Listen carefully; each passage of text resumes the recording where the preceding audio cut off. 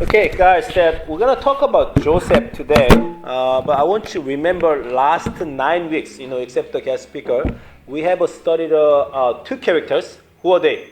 Two characters we studied for 9 weeks. Jacob and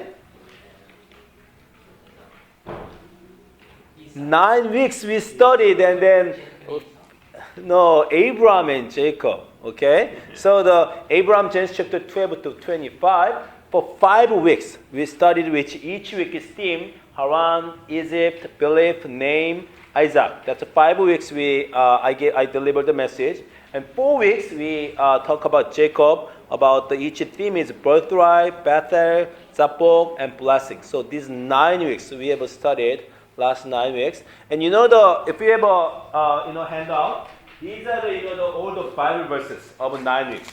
So if you start number one Abraham, and number two Abraham, Abraham to Egypt, number three Abraham to believe. So these are all the passages. The reason that I gave you, we use this for Bible study these days. So hopefully you keep it, and when you come Friday, we'll talk about more. Last Friday we talked about these chapters. We had a wonderful conversation. These are really, really good stuff. I love the last 9 weeks sermon, that message that relate with these topics. We are studying a book like the Zeal of the Lord. That's my favorite book of the older Christian books. Very deep, insightful, profound understanding about what God is doing through this patriarch's life. So it's worthy to review. The last Friday, we have a Bible study and we talk about some chapters. People, I was surprised people actually remembering something.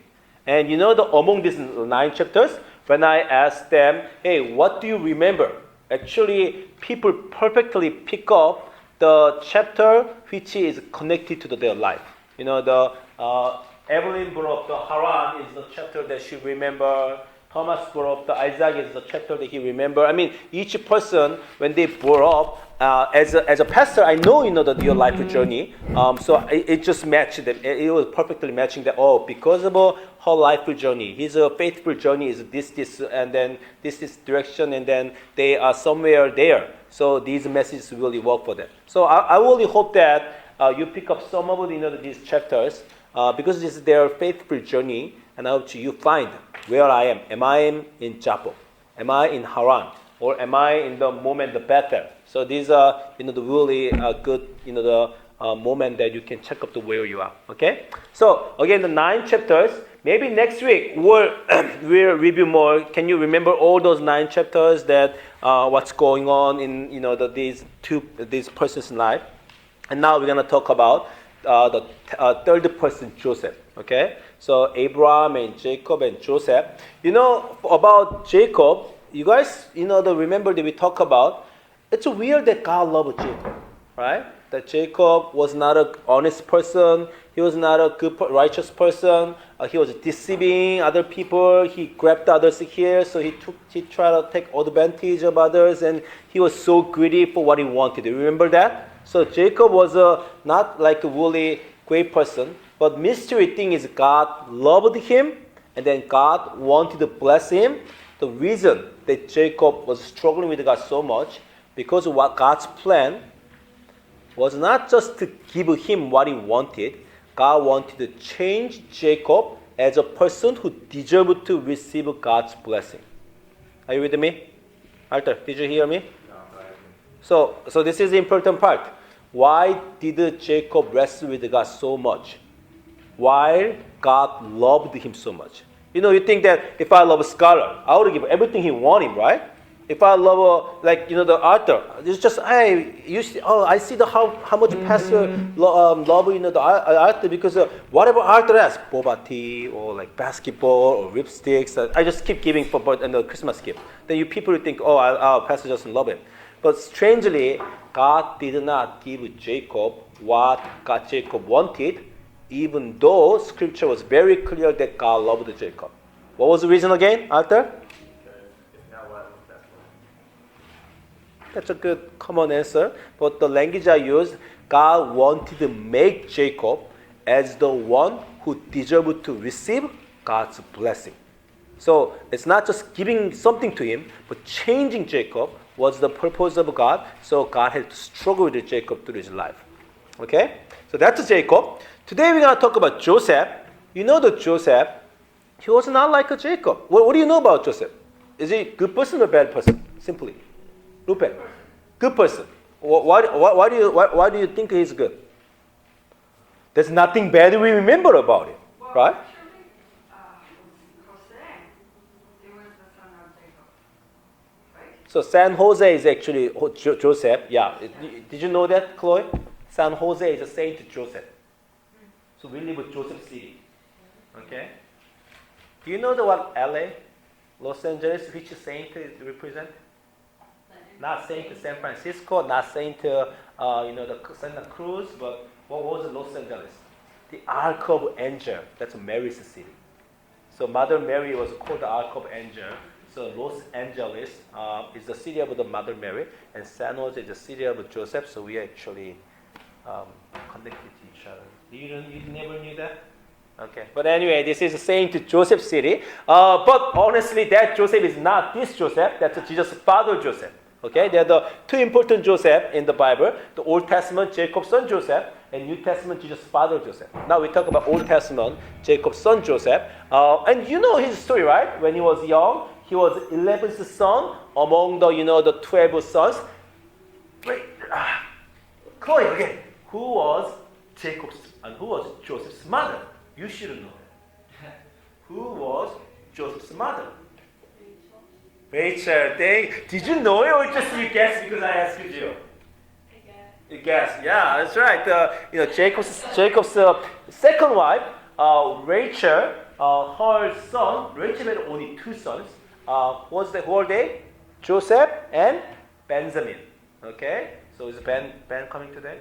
Joseph and Benjamin. So actually we have two people, the Michelle's husband Joseph and Ben Trans, these two people, Rachel's sons, and their brothers. And then Joseph was especially loved by Jacob because Jacob loved his wife Rachel, and Jacob treated him very specially, giving him colorful clothes. Even Joseph was young. And his story, he got a dream when he was young, and then his dream, all 11 brothers and his father and mother, they bowed to him.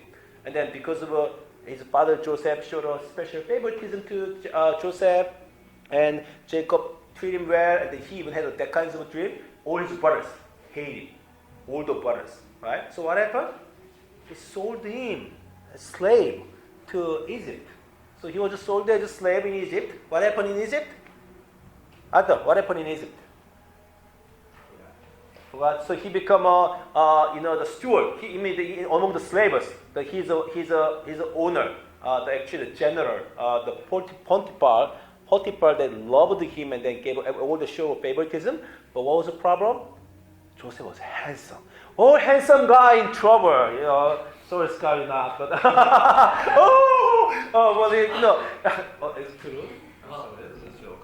I just want to add, Okay. another pastor's point of view was, since he was hardworking, it made him handsome. He's a hardworking and made him handsome. Yeah, because I'm working hard. Why not? But anyway, so Joseph worked hard. He was young, and then he was in trouble. What trouble? The Potiphar's wife fell in love with him, and then she tempted him. And Joseph said, "No, you are the master's wife. I cannot do anything with you." And she was angry, so she lied that he tried to rape her, but he ran away. So her husband, his master, angry at him and put him in jail. Right? So he did nothing wrong. He was righteous. He said no to temptation, but because of that, he was in jail.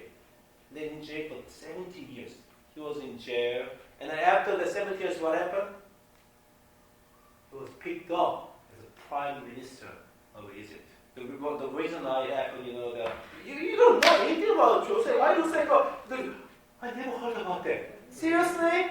Our Sunday school teachers in big trouble that you guys did not teach this to, I'm going to teach today. Well, you're not teaching today. No. Joseph, okay, Joseph, Joseph.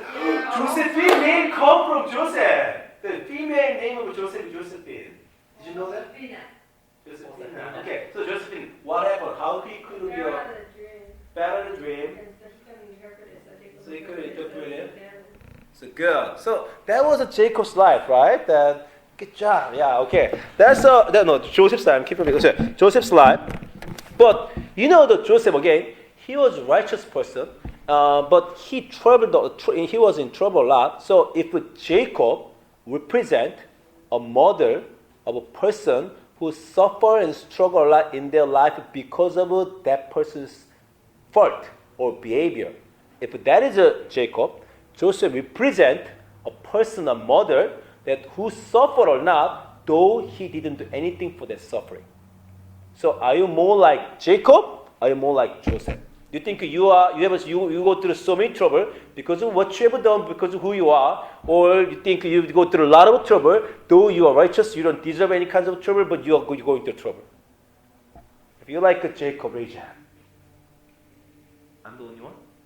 If you're more like a Joseph, okay, righteous people here and there, right? So Joseph didn't do anything wrong, but he was in trouble. But you know, good thing for Joseph. What was a good thing for Joseph?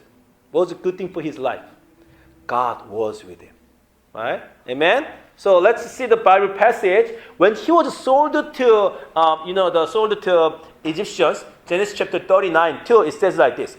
The Lord was with Joseph, and he prospered. See? He prospered, and he lived in the house of his Egyptian master. So he was sold as a slave in Egyptian's house, but in the Egyptian's master's house, the Lord was with him, so Joseph prospered. Okay? Later again, he was put into jail. So in the jail, the chapter 39, 20, 21, but while Joseph was there in the prison, what happened? The Lord was with him. Amen? The Lord was with him. Is the Lord with you? Amen? The Lord was with him, and the Lord showed him a kindness and granted him favor in the eyes of the prison warden. So he had a good life in prison. Does it make sense? He had a good life in prison. Yeah. A lot of people confuse. Actually, I think people misunderstand this part. Was just like good or bad? Because God was with him. Let's just say like this. He has to walk, and Henny fell. Okay, let's say that. He lost 9 teeth, were broken. But in God's favor, he found the right dentist who could give him good crown. And then like a social worker got involved. And then they gave a fund, so he didn't have to pay that much, and he got a good crown because God was with him. Amen? Amen. You want that? No. What was the problem in this story? Why didn't God protect him before he got an accident? Before he fell down and then lost the 9 teeth? Why didn't God get involved to help him? That's the question. Why didn't God protect Joseph so he didn't have to be sold as a slave? What's the good being a good like a master in being a head of the servant as a slave? What's the good for that? If you go to jail, what is it good for you? Like that God was with you, that you got a favor from like a warden. You know our problem? It's like we know God is with us because we see God's favor once in a while. And you know our problem? God doesn't solve our problem fully. I wish that God is either one. Either one means, okay, pray to God, okay, all your problem, all your struggle in your life, I'm open the gates of heaven, I'm pouring your blessing, now you prosper, you're successful. Either God do that way, or seriously, God say, I don't like you, I'm not your God, God just disappear. You know what? If God do this way, I will curse in my life, God, I will go this worldly way. I'm gonna be smart, I'm gonna be clever, I'm gonna do the right thing for my success. Sometimes, make the connection with the people, and maybe if it was now illegal, maybe you could bribe or like, you know what I mean? To be successful, there are certain ways, as long as it's not illegal, what people do, though it's not righteous.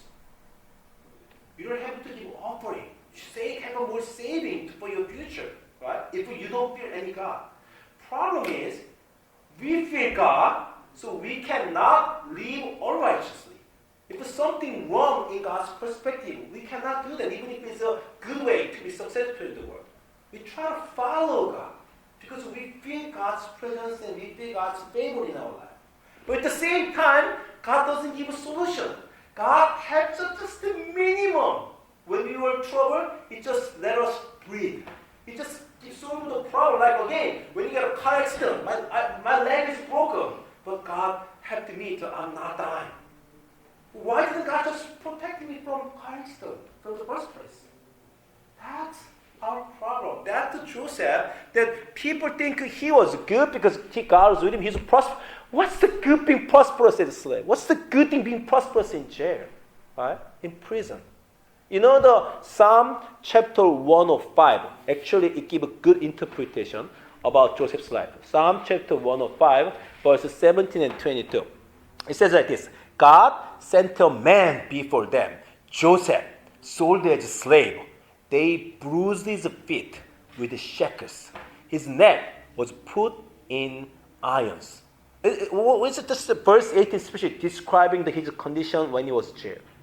Can you imagine his feet with the shackles? If you just try to imagine like any Hollywood movie, like in ancient time, people, the shackle, the iron metal thing. Usually it was that all the rusty thing, and then your body that to touch that part, it's infected and sore. Your skin's off. It's miserable. You walk like this with a heavy thing on your body. It says his neck was put in iron. Have you seen any kind of situation that if you see the Korean traditional movie, the one who was always in jail, they were like a big thing on their neck so they cannot move. I don't know even how can they go. They cannot go restaurant because it's too big thing to the neck on there. They should have poop and then pee on the spot they're sitting, and I don't know how they eat it. Honestly, this translation was wrong because it says his neck was put in iron, but original Hebrew word neck is nephesh. Nephesh here means soul. So his soul was put in iron, and then maybe the English translator thought, what do you mean soul put in the iron? Soul is not like a material thing, so we cannot translate directly like a soul. They put like his neck. They translate that way. But original way means his iron penetrated his soul. His soul was in prison. That was Joseph's situation. He was screaming. And in the midst of that, and just think like this: in the prison, what would we have done? God, I just made a righteous decision. I said no to this beautiful woman who tempted me because it's a master's wife. Then where is my reward? How could you make me go to the jail because of my righteous work? What's going on? Are you really God who exists? Are you God who's rewarding to the good, righteous people? Why am I in jail? How long? 17 years.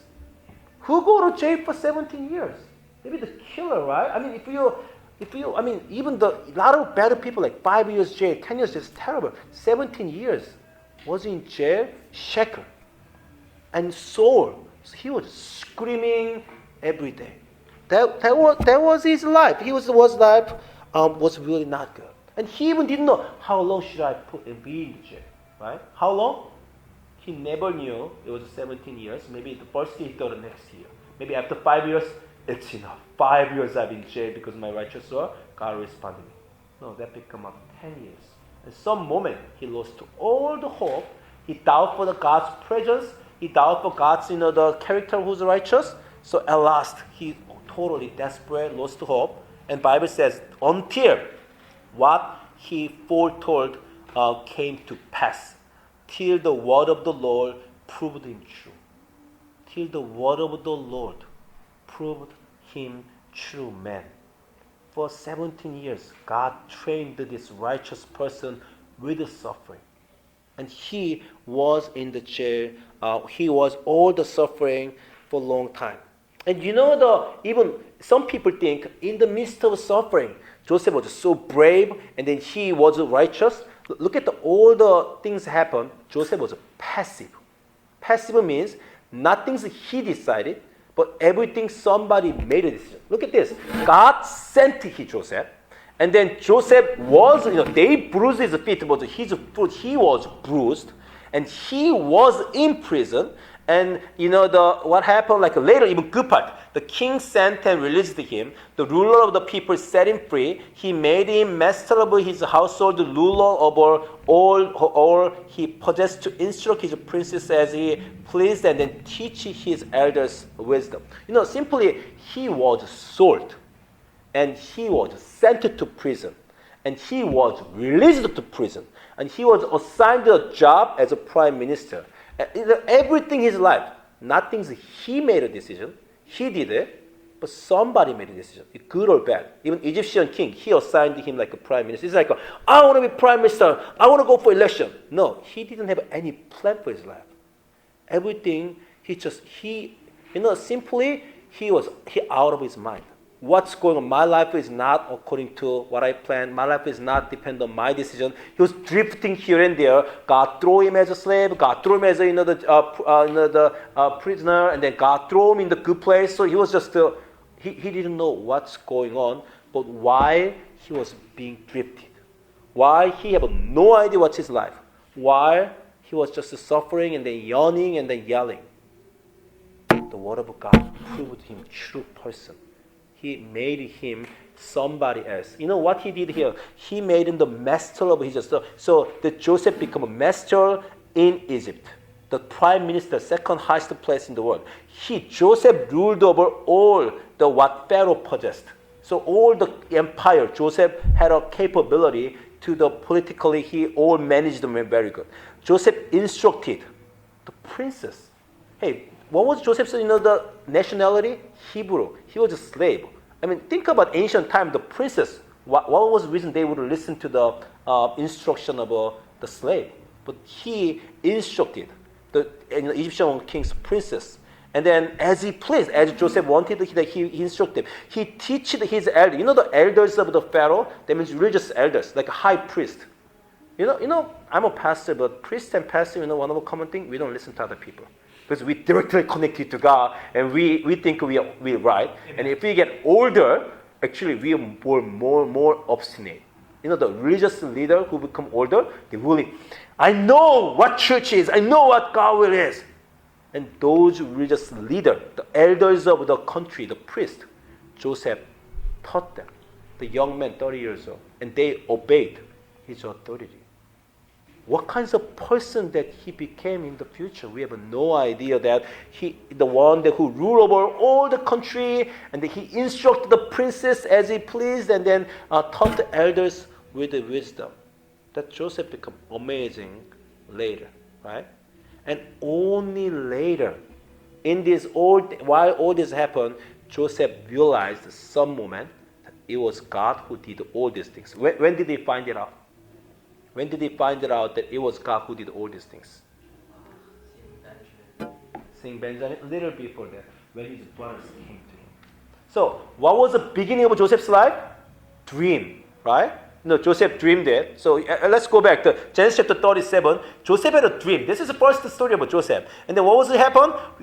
Joseph said, hey, we were binding sheaves of grain out in the field, and when suddenly my sheaf arose and they stood upright, and while your sheaves gathered around mine and then bowed down to me. So he was saying, like, in my dream, I was one of a sheep, and then all your sheaves, my brothers, all the brothers, the 11 of you bow down to me. It was dream, right? Did Joseph meant to dream like this? Do you have a dream what you want? Recently during the week, I had a kind of couple dreams really made me confused. Paul and Yoni was in my dream. And then Paul purchased a house somewhere. And I wrote it down when I woke up. So if Paul planned to buy the house, he should come to me because the pastor got his dream that I know what street that he purchased a dream. So in any case, you know what I mean? What did I do? I mean, did I know anything about Paul and Yoni? That just he was dream. 2 days ago, I had a dream I died. In my dream, actually I was poisoned by like some chemical things, and then they said you're gonna just die, right? And I'm not gonna talk to the main worship about this. So I was like, every holiday I have a problem for the game, right? I was doing some phone game.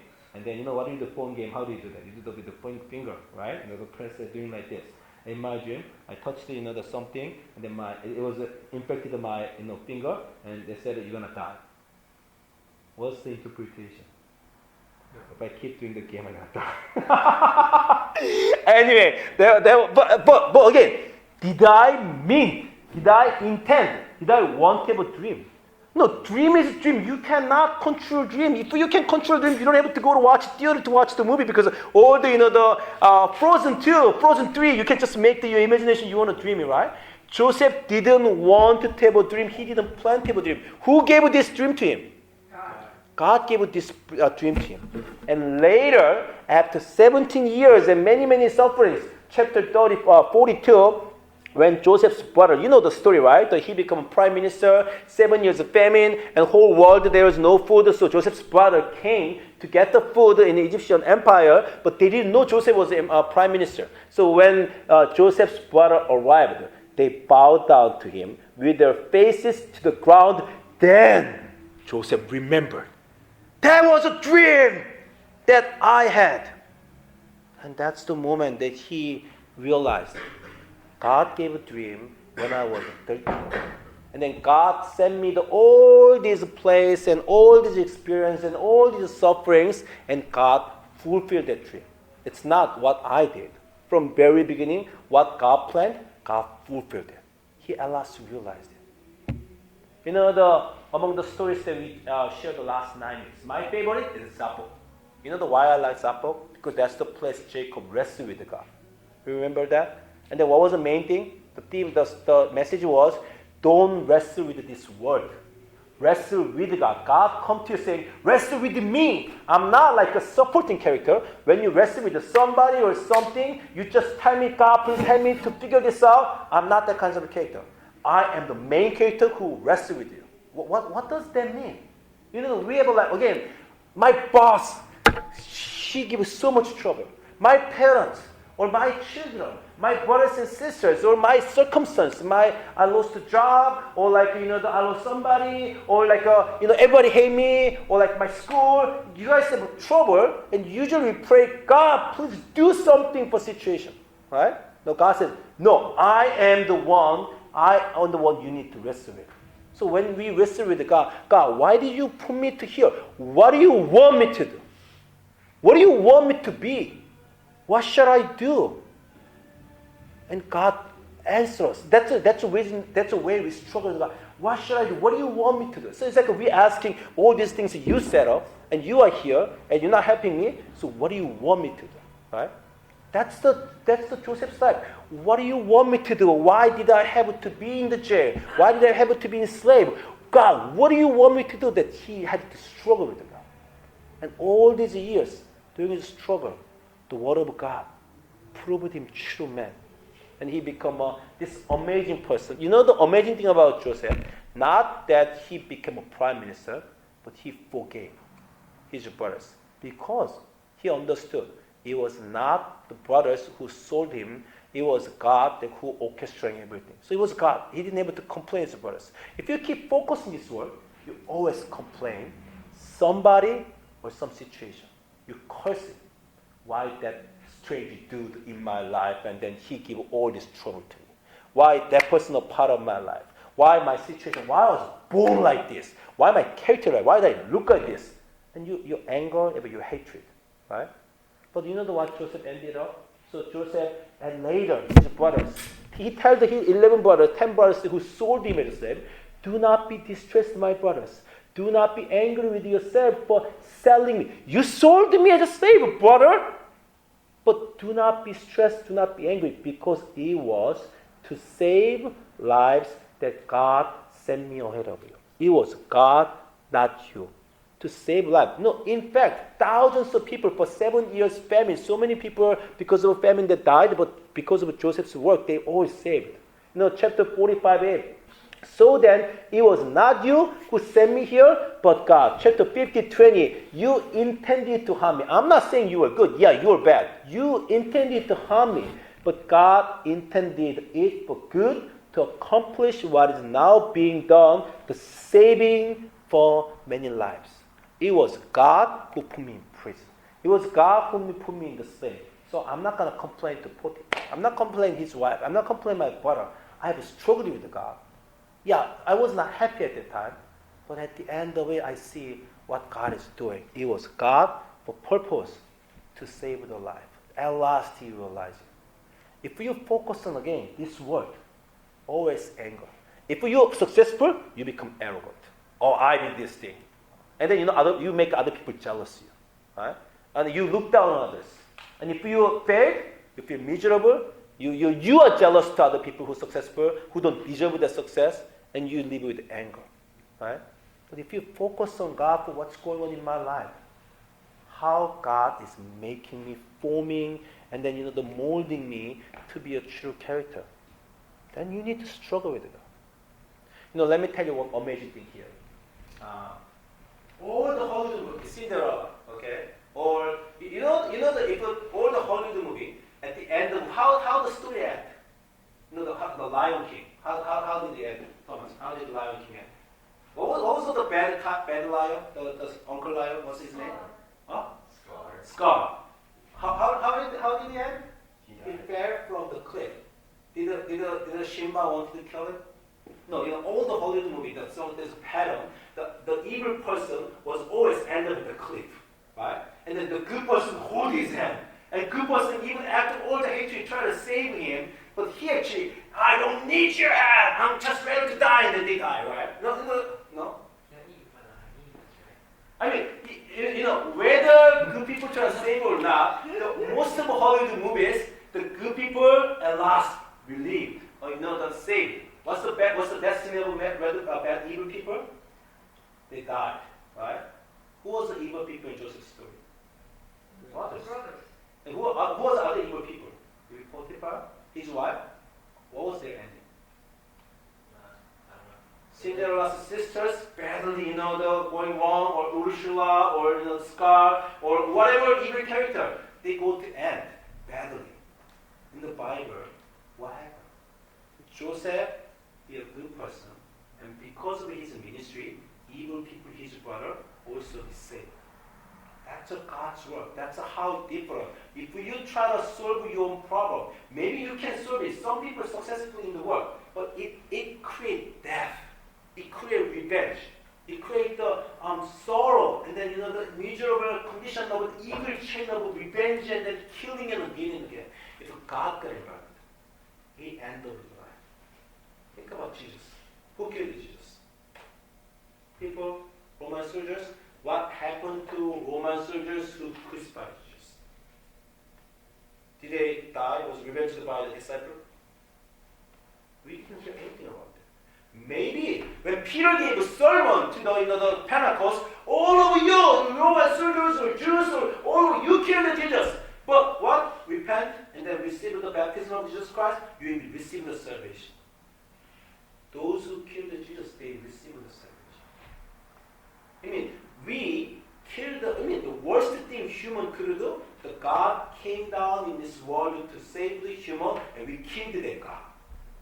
So we were finishing with all the doom and then the punishment and hell. No, all of us saved because of what the evil thing we did. That's how God works. God invited.